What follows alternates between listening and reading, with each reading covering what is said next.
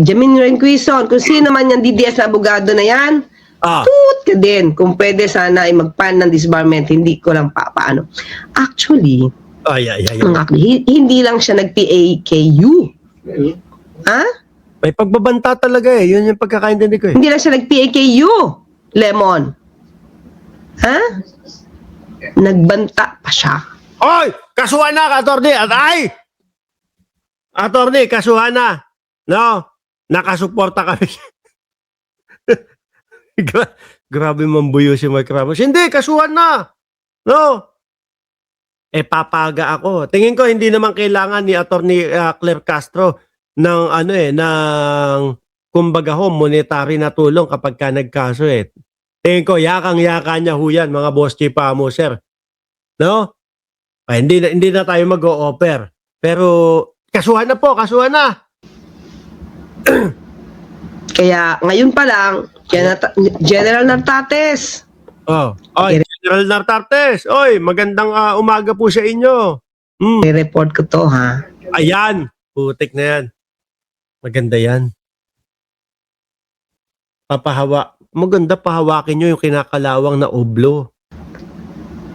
Sabi niya, kapag ka daw nilaglag ako. Nilaglag ako ng, hindi ko maintindihan yung words niya eh. Siguro ng boss ko or what? Mahina din utak nitong mga DDS na ito eh, no? Pero mo, lawyer pa ha? Tapos hindi niya na malaya na pwede siyang makasuhan sa mga pinagsasasabi niya. Nilaglag ako. Appendix lang, mali pa yung spelling niya. Coccyx. No? Ang nakalagay yung conyx. Coccyx lang ang walang latay. Mali pala yun. Hindi ko naman kasi alam yun eh, yung coccyx o conyx eh. Sa akin. Diba? Kasuhan na po. Ipakulong na po natin, no? So, para mag-iiyakan na naman yung mga DDS. At maririnig na naman po natin yung sasabihin nila, ano yung sinasabi nila lagi? Meron laging sinasabi eh. Yung mga DDS eh, sinisikil na naman ang karapatan natin. Oo, ganun yan, di ba? Sabihin,